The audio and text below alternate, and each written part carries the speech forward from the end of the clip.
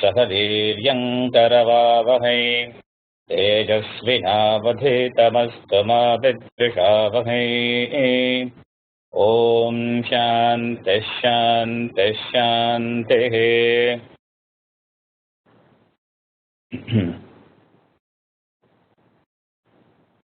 In the last class, we had done Mangala Charanam, invoking the blessings of all the Devatas and the whole Guru Parampara. So, we believe that their blessings will guide us in this study of this text, Tattvabodha, as well as the text which we will be seeing in the future. In the last class, if you remember, I pointed out my three assumptions and three requests. With the assumption that you remember the assumptions and the requests, we will start our today's class. In fact, today is so before getting into the actual text, we will discuss briefly, maybe for 2 or 3 or even more classes, it depends, on the fundamental topics, words and terms which are important for the beginners to understand clearly.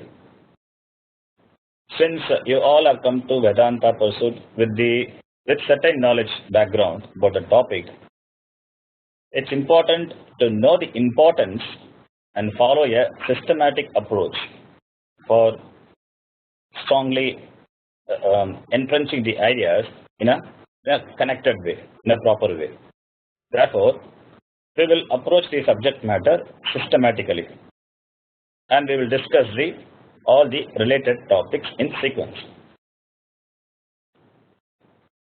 So, I will start with Manushya Janma Prashansa, that is the glory of human birth. So, in this Bhumi, a lot of species are living. There are about 1.3 million life forms on this earth, according to the modern biologists. They say still many more life forms are yet to be identified. So they accept that the number of species as estimated by them is less. Our Shastra also says that there are about 84 lakh species in the world, that is 8.4 million. And these species are of various kinds. Aquatic creatures are there, amphibians, reptiles are there, birds, animals, insects, variety of species are there. And there are subspecies within the species. So, our Shastra, it estimates, it says there are 8.4 million, 84 lakh species in the world. In Padma Purana, which is a Smriti Grantha, Smriti means Smaryate iti Smritihi. Smaryate, that which is remembered is called Smriti. What is remembered? What is taught by the Shruti is remembered by the Smriti. Shruyate iti Shrutihi. Shruti is that which is heard. That which is heard by the rishis, that is Shruti. And the same, what is heard from the Shruti is remembered in the form of descriptions, narrations, stories, that is called Smriti. So this Padma Purana is one of the Smriti. The author of Padma Purana is Vyasacharya. Vyasacharya, we don't know whether it is the same person or it is a different person. So Vyasacharya has wrote 18 Puranas, Mahabharata, and also the Brahma Sutra. So is Vyasacharya, we know, in the Parampara. So this in Padma Purana, there is a shloka. And the shloka is Jalajaha Navalakshani Stavaraha Laksha Vimshatihi Krimayaha Rudra Sankhyayaha Pakshinam Dashalaksham Trimshat Lakshani Pashavaha Chatur Lakshani Manavaha. So, in this verse, if you see, Jalajaha Navalakshani. Jalajaha is Jale Jayate iti Jalajaha. That which is born in water. Or we can say Jalat Jayate iti Jalajaha. That which is born out of water. Whether if you say Jale in Saptami or Jalat in Panchami, both are fine. So it means that which is born in water. What is that? Aquatic creatures. Jalajaha. Nava Lakshani. Nava is 9. Lakshani, lakhs. So there are 9 lakh species in the water, living in the water. That is 0.9 million. So Jalajaha, it's a nice word, Jalajaha. So it covers all the species living in the water, all the aquatic creatures. Jalaja is a female name. Jalaja. Jalaja means that which is born in water. What does it mean? It also means lotus or lily. So Jalaja is a female name. But here in this context, Jalajaha, it means aquatic creatures. So 9 lakhs, 0.9 million species are there living in the water. Stavaraha Laksha Vimshatihi. Vimshatihi means 20. Laksha means Laksham, lakhs. So Stavaraha, there are 20 lakhs Stavaram are there. What is Stavaram? Stavaram is that which doesn't move. That is immobile. That is plants and trees. Here Stavaram also means mountains. But here Stavaram means plants and trees. Plants and trees are also living things. Therefore, there are 20 lakhs, that is 2 million species. Plants and trees are there. Krimayaha Rudra Sankhyayaha. Krimayaha is, it is Kirmi. Tamil is Kirmi, the same Kirmi. Kripi. In Sanskrit, Kripi. Krimi, Krimayaha. Like Harihi, Hari, Harayaha, Harishabdam Hari, Ikarantaha. It's Pullinga. Krimayaha is worms. Krimayaha is worms. Rudra Sankhyayaha. Rudra Sankhya. Rudra means 11. So there are 11 lakh species or there. Krimayaha. What worms? We can translate Krimayaha as worms or we can translate Krimayaha as reptiles. So there are 11 lakh reptiles are there. That is 1.1 million. Rudra means 11. Even in Rudram, Namakam, there are 11 Anuvakas are there. Even Chamakam, 11 Anuvakas are there. So Rudra means 11. Even the mantra in the Rudram, Namaste Astu Bhagavan. If you see the names which comes after Bhagavan, you will find 11 names will be coming. Namaste Astu Bhagavan, Vishveshwaraya, first name. Vishveshwaraya, Mahadevaya, Trambakaya, Tripurantakaya, Trikalaktikalaya, Kalagni Rudraya, Neelakantaya, Pratyanjaya, Sarveshwaraya, Sadashivaya, Sriman Mahadevaya Namaha. You see, 11 names are there. Ekadasha Rudraha is there. Ekadasha Rudraha. And this Ekadasha Rudraha, that's 11 names of Shiva are there. Like, Haraha, Bhagurupaha, Trayambakaha, Aparvrishakatihi, Shambhuhu, Kapardihi, Raivataha, Mrigavyadaha, Sharvaha, Kapalihi. Kapalihi is also the name of Shiva. Kapalishwaraha. Actually, it is not Kabalishwara. Kapalishwara. Kapalascha, so Ishwarascha. The one who has the Kapala as a Diksha Patram is a Kapali. Kapalihi cha asau Ishwarascha. Tamil Adana is Kabali. So, what I am saying is Rudra is 11. So, there are 11 lakhs reptiles are there, species. Pakshinam Dashalaksham. Pakshi means we know birds. There are 10 lakhs birds are 10 lakh species of birds are there. That is 1 million. Trimshata Lakshani Pashavaha. Pashu means animals. Pashu, Pashavaha. So, Pashavaha, Bhagavachanam. So, animals. Trimshat is 30. So, 30 lakhs animals are there.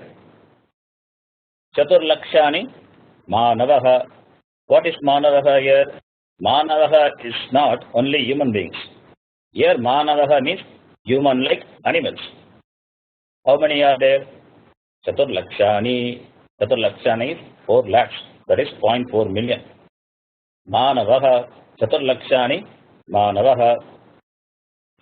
So Manavaha here human-like animals means it includes all the apes, orangutan, chimpanzee, even human beings also included in the group.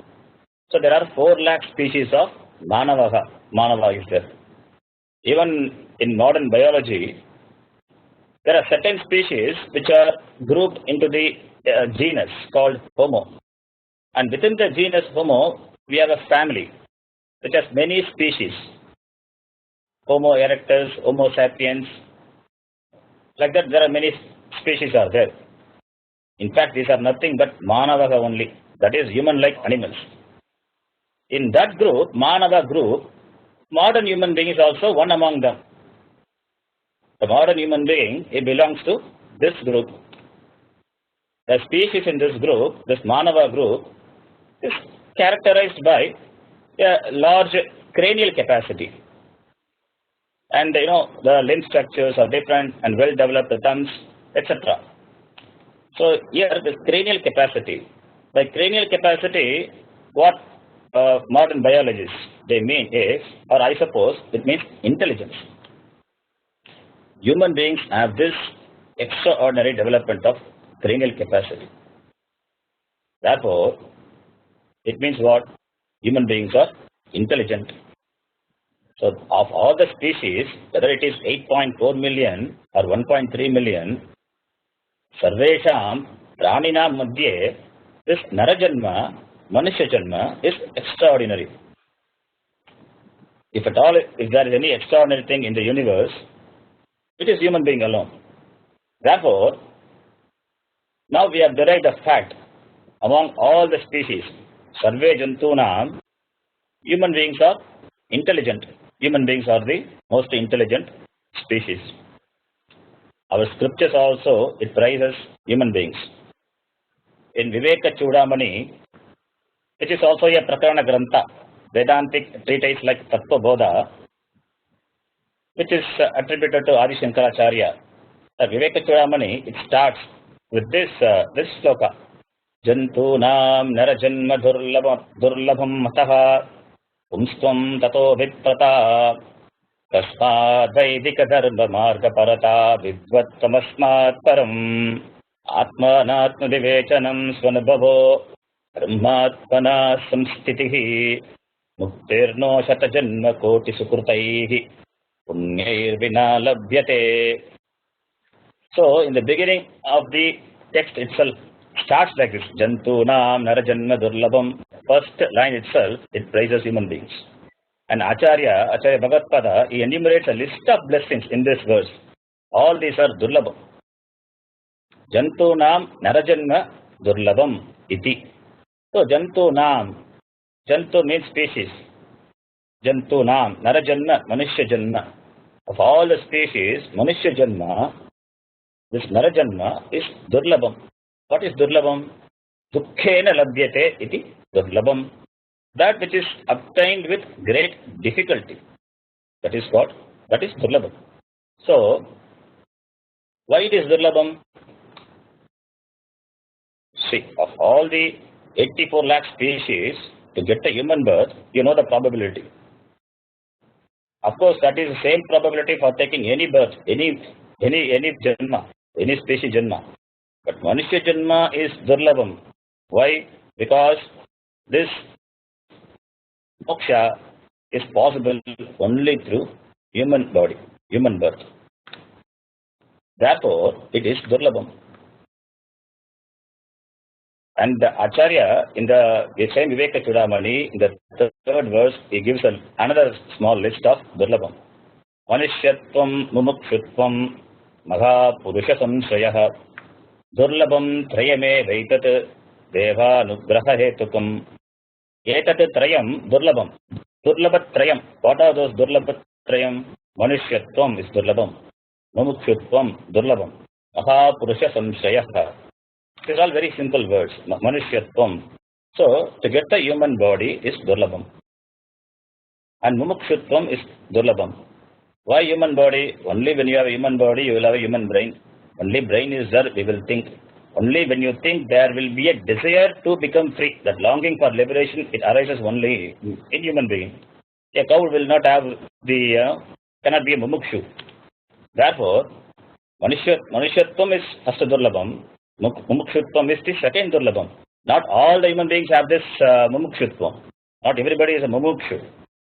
Therefore, the second durlabham is mumukshutvam. And the third durlabham is, okay, you have a desire, a strong desire for moksha, but if you don't have the Mahapurusha Samshaya, that contact with the great Mahatmas, that Satsanga is not there, then that mumukshutvam also will not fructify. So these three are durlabham. The first durlabham is Manushyatva. Therefore, that is why I started with Manushya Janma, Prashamsa, the glory of human birth. This Vedanta is only for human. This moksha is only for human beings. Therefore, Manushyatvam is not ordinary. Why? Because only human beings have this distinct faculty of the brain. That is buddhi. All beings other than humans, they are programmed. They have a programmed brain like any electronic device or software. It is not a mechanical programming, but programming with a bit of intelligence. But the intelligence is limited in those beings other than humans. It manifests in keeping with the physical structure, the body. And animals are guided by instincts, so they don't have the faculty of choosing the response and change their programming, which Ishvara has done. In human beings, that intelligence is more. Or in other words, we can say that intelligence, buddhi, it manifests to the fullest degree only in human beings. So, and this buddhi, it is sukshma. You cannot see this buddhi. You can assume the person has buddhi only through his action, only through his thinking. Our brain is gross, and brain is considered to be the locus of this intelligence, buddhi. Brain is only a physical structure. It's called golakam in Sanskrit. And buddhi has its locus in the brain. See, golakam it's only a physical aperture. Like, I have got eyes are there. Eyes, what you see, the physical eyes is only a golakam. But it is, and the vision is not there, it is only a golakam. The vision has to be there. What is that? That indriya, that indriyam should be there behind the golakam. Then only the eyes will function. So therefore, in the same way, your brain is only a golakam, and buddhi is there in the brain. That is the locus of buddhi is the brain. And human beings have this extraordinary, with cranial capacity. Therefore, he can think. Because he can think, therefore, he has the potential to become a Buddha. Without thinking, he becomes only a Buddha. So, the glory of this human beings is because of his buddhi. Because he can think, therefore, he can become a mumukshu. Therefore, the mumukshu are those who have started the journey to start with by thinking. There is a subhashitam which glorifies this buddhi. Ahara nidra bhayamaittu nancha samanyam etat pasibir naranam buddhirhi tesham adhiko visheshaha buddhyadhiginaha pasibis samanaha. There is the meaning is very nidra bhayara. Agara is food. Amida satamari. Agara, food. Nidra is sleep. Bhaya is fear. Fear of attacked by external things, external beings. So the instinct to survive, bhayam is there. And maitunam is to continue the lineage, reproduction. So these four things, agara, nidra, bhaya, maitunam. These four things are common for both the animals and the human beings. Then what is that extraordinary thing human being has got? Buddhihi. புத்திஹி ஹி கேஷாம் அதிகோ விசேஷः. இந்த விசேஷமானது என்னதுன்னா புத்தி தான். That only distinguishes a human being from animals. Buddhya viginaha pashuvis samanaha. Devoid of buddhi, human beings are nothing but animals. Therefore, we can understand the greatness of this buddhi, which we are endowed with. Even in Gayatri Mantra, what we ask is as far as intelligence. Intelligence everybody has, but there is an obstruction. Inhibition is there in its manifestation. A lot of obstructions are there. So that obstructions have to go. That is what through Gayatri Mantra we ask for. Diyo yoda prachodayat. Diyo, diyaha is buddhi. Dig, diyo, diyaha. Bhagavachanam again. Dig means buddhi. Diyaha is buddhi. Here Bhagavachanam it is because Gayatri Mantra it's not a singular prayer, it's a plural prayer. That is we pray. That is how it goes. So, diyaha, yaha, naha prachodayat. Naha is asmakam. Asmakam diyaha. Our minds. Yaha is Ishwaraha savituhu prachodayat. May the Ishvara illumine our buddhi. Illumine our buddhi means may the Ishvara give us a capacity to think. Because being endowed with buddhi, if we don't think, then we behave like animals. Therefore buddhi. Diyaha, diyo yona prachodayat. So, now we can come to the conclusion. Therefore, the greatness of human being is due to buddhi. Among all the species, human beings are the greatest. Why? Because of this buddhi. Now you understand why we do this Manushya Janma Prashamsa in the beginning. Jantunam Narajanma Durlabam. And there are some people, who don't use their buddhi. They behave like animals. We are not talking about them. We are talking about a normal, average human being. Even Bhartrhari says in his Niti Shatakam, Manisha Rupena Mrigaha Charanti. Mrigaha is animal. So in the form of human beings, animals are moving. They don't use their buddhi, the faculty given to them. Therefore, because human being has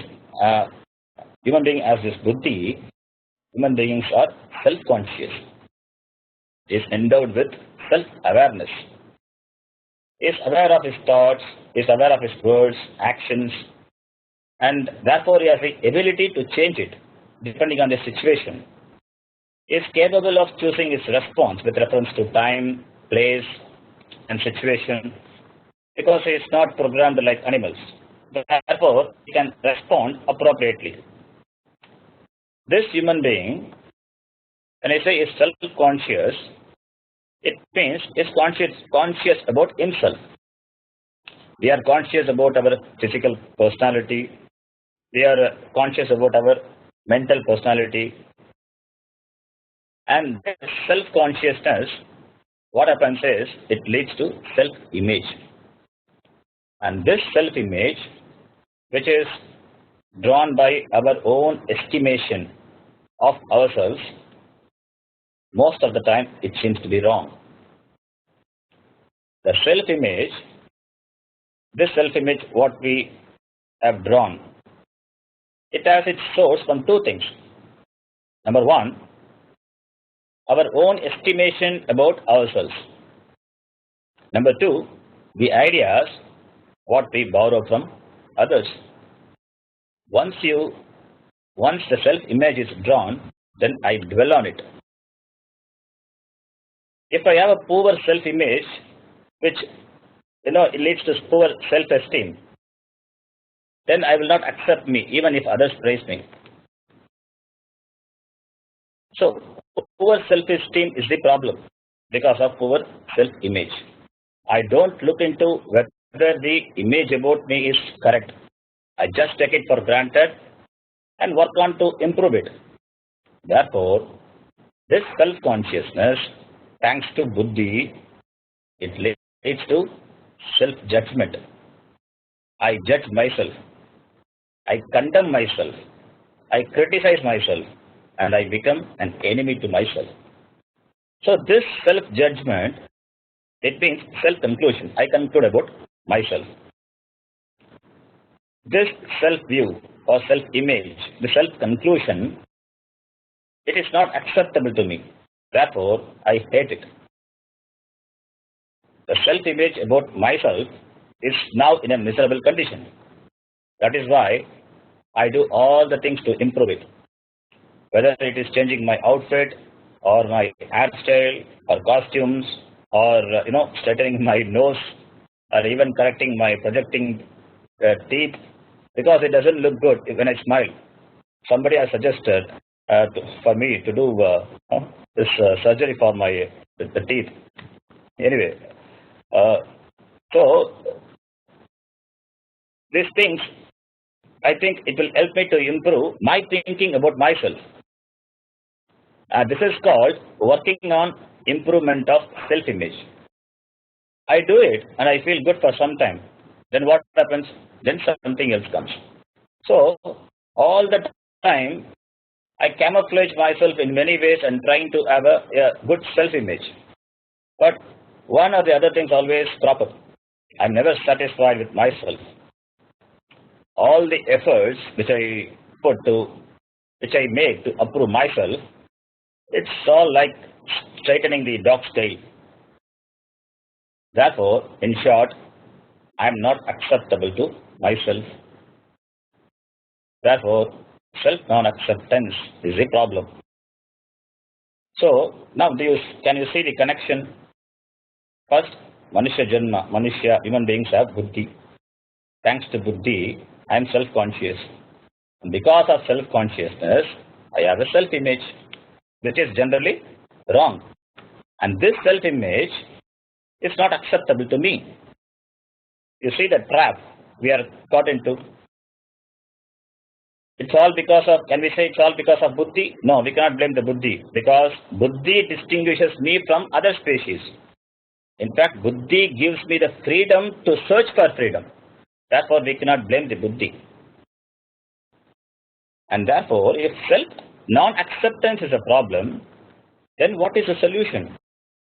Self-acceptance. Accept yourself. Accept myself. How do I do that? By removing the wrong notion about myself. For that, I need to have a correct knowledge about myself. It is called Atma Vidya. Because buddhi is there in me, therefore I am eligible for this Vidya. None other species can strive to attain moksha. A cow cannot do it. Only human beings can do it. Because he has buddhi. Therefore, for moksha, what we need knowledge. Because the problem is notional. It is a notional problem. And therefore, for the notional problem, the solution has to be knowledge, jnanam. To remove the wrong notion, I need the correct knowledge. That is the solution. There is an interesting story. This story Swamiji told in the beginning of our course. Though I have heard it before, but the way Swamiji told was very nice.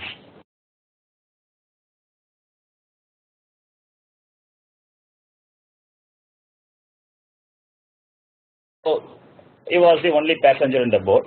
Therefore, he initiated a conversation with the boatman. And he asked the boatman, "Sir, do you know grammar? Vyakaranam?" The boatman replied, "No." "What is grammar?" That Panditji then said, "Oh God, one-fourth of your life has gone." Then the Panditji asked, "Have you studied literature, studied Kalidasa?" Then the boatman said, "No." "Another one-fourth of your life has gone," Panditji told. "Can you at least read and write?" Panditji asked. The boatman replied, "No, I cannot read, I cannot write." Then the Panditji told, "One more fourth of your life has gone." So now the boatman, he felt that he was living only one-fourth of his life. And the boat was moving. And Panditji, he noticed water seeping into the boat. He called the boatman and showed him. The boatman understood the situation. He tried to block the hole. Now the boat was half filled with water and it was sinking. Boatman knows he could not save the boat. So he asked the Panditji, do you know swimming? Panditji said, I don't know swimming. Then the boatman said, I'm very sorry, Panditji, your whole life has gone. You know all the Vidya, but what about Tarana Vidya? Swimming, the knowledge of swimming, that you don't know, so your whole life has gone. So, this story, it conveys the message that to cross the river of samsara, what you need is knowledge, this Atma Vidya. This is the only knowledge which takes us across the ocean of samsara. This is the Karana Vidya. We may have all other knowledge, but those knowledge will not help. The knowledge which doesn't contribute to our spiritual welfare, which doesn't contribute, that is not real knowledge at all. So, the Atma Vidya, like Tarana Vidya, without Atma Vidya, all other knowledge is useless. Therefore, this Vidya, this Atma Vidya, is Sarva Vidya Pratistham. So, this Vidya, Atma Vidya, or Brahma Vidya, or Para Vidya, which in the language of Mundaka Upanishad, or Bhuma Vidya, in the language of Brihadaranyaka Upanishad, or Akshara Vidya, or Arsha Vidya, is a Vidya that makes you cross the ocean of samsara. Arsha Vidya is a nice name for this knowledge, Atma Vidya. The word Arsha, it is derived from the root, it is derived from the word Rishi. Rishehe idam Arsham. It is a Tadita, Arsha Vidya. So without this Vidya, every other Vidya is useless. Like the Panditji, who doesn't know swimming. So without this Vidya, you have all other Vidyas. It means it's only an ornament, it's only a makeup. A makeup generally a person does. Why? Because he thinks I'm beautiful. I'm not looking all right. And the person can apply any amount of makeup, but behind that makeup, the person is not accepting himself. In spite of any amount of makeup, the person knows he is ugly. And for that knowledge, there is no cover up, there is no makeup for that knowledge. Therefore, this Atma Vidya, the only Vidya which helps one to cross the ocean of samsara by removing the wrong notion about myself, is only valid and it is the only Vidya, real Vidya. All Vidyas are nothing but only decorations. Therefore, Atma Vidya is the solution for the struggle in me, which is in the form of self non-acceptance. When I look at my own life experiences, I see one thing invariably present in me all the time. That is the struggle to be different, the struggle to be different from what I am now. So whether it is man or woman, young or old, we see there is a continuous effort to be different, to become something. And this process of becoming, it begins the moment we are born. And it is called samsaraha. Samsaraha is a life of becoming. The life of becoming is called samsara. We want to become something. So that is called samsaraha. And what is the root cause? The root cause of samsara is self non-acceptance. This self non-acceptance is a basis for all the struggles to be different. If I want to become someone, in order to be somebody, it means there is definitely a self-image which I don't accept. There is the idea that I am nobody. And therefore, there is a need in me to become somebody. Need to become somebody, it arises in me. Therefore, this thought, wanting to become somebody, it continues. It continues, it expresses in the form of continuous struggle to achieve various things in life, whether it is money or profession or family or security or happiness, whatever it may be. So, I think after achieving what I want, I can say that I no longer want to become somebody, but it doesn't happen. This thought of wanting to become somebody, it continues. So all my life I work hard to improve myself, to make myself completely acceptable to myself, to create an image that I am somebody in the society, to approve myself, self-approval. Why?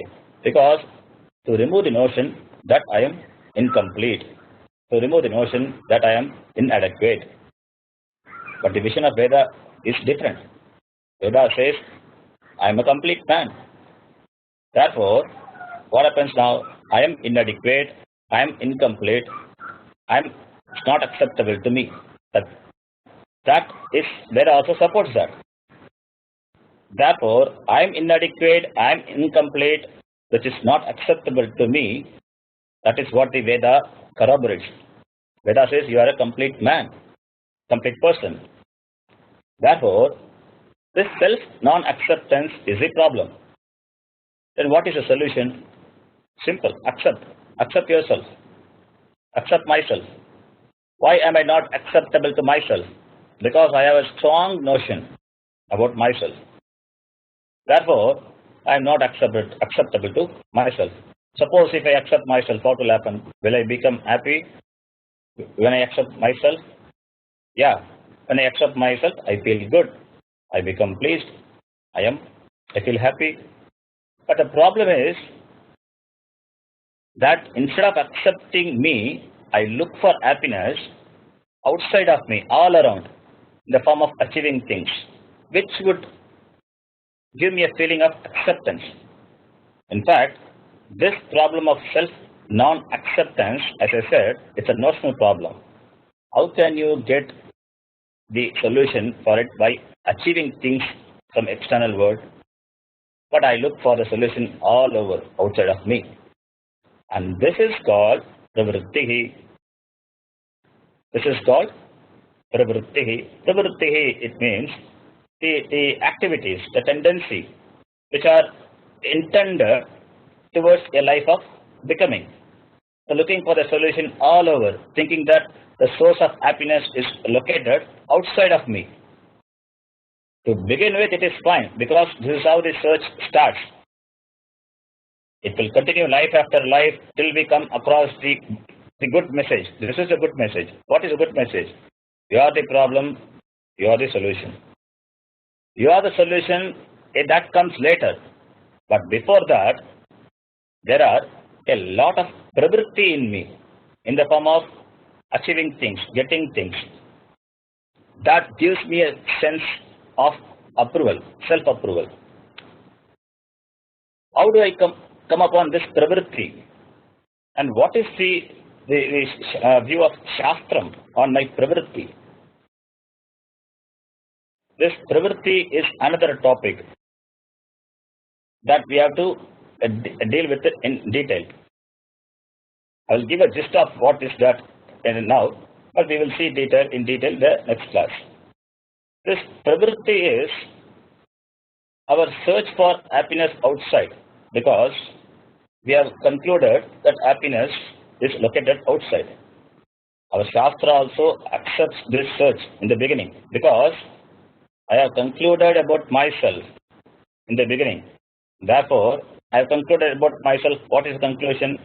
That I am not acceptable to myself.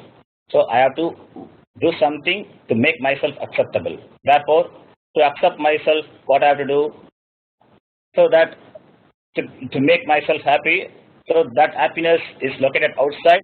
So I have to do things to get things, achieve things that will make me happy. That will give me a self-approval. That is how our search begins. The Shastra will not negate our search. It will not put down us in the beginning. It will encourage. Yes, you do a lot of pravritti. Because, you know why the Shastra does that? If Shastra teaches me in the beginning, you are the solution, they will not accept. Because I have a strong conclusion about myself. So if Shastra says you are the solution, I will not accept the Shastra. I will reject the Shastra.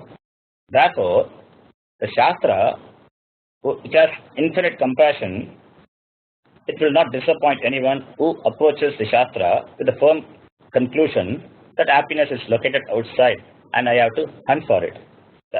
For those, the people who approach with this attitude, the Shastra will give the list of things to do and have this experience outside. What are those things? What are the pravritti which Shastra suggests? That we will see in detail in the next class.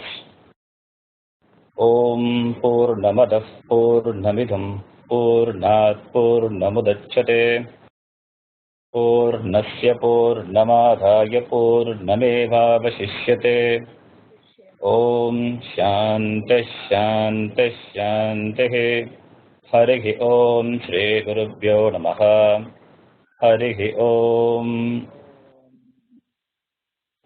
Sorry, there are some mosquitoes around me. It is disturbing. I didn't switch on the fan because that will create a noise.